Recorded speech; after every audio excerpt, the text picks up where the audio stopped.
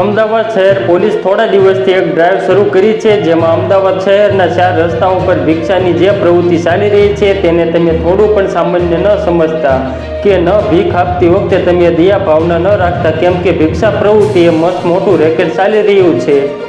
કેમ કે અમદાવાદ શહેર પોલીસની અત્યાર સુધીની ડ્રાઈવમાં ભિક્ષા પ્રવૃત્તિઓમાં 42 બાળકી અને બાળકો ભિક્ષા વૃત્તિમાંથી મુક્ત કરવામાં આવ્યા છે અને જેના દ્વારા આ પ્રવૃત્તિ કરાવવામાં આવી રહી હતી તેવા 26 શખ્સોની ધરપકડ પણ કરવામાં આવી છે, જેમાં ધરપકડ કરાયેલ મોટાભાગના બાળકો માતા પિતા અથવા સગા સંબંધીઓ હોવાનું સામે આવ્યું છે.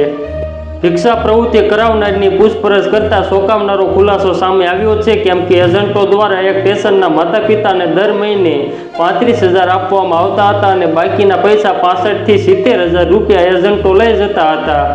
ત્યારે આ એજન્ટો કોણ છે, ક્યાંથી આવ્યા છે તેને લઈને અમદાવાદ ક્રાઇમ બ્રાન્ચે તપાસ શરૂ કરી છે. ત્યારે અમદાવાદ ક્રાઇમ બ્રાન્ચનો દાવો છે કે નજીકના સમયમાં આવા તમામ એજન્ટોને પણ પકડી પાડવામાં આવશે અને આ ઘટનાના માસ્ટર માઇન્ડ સુધી પહોંચવામાં આવશે.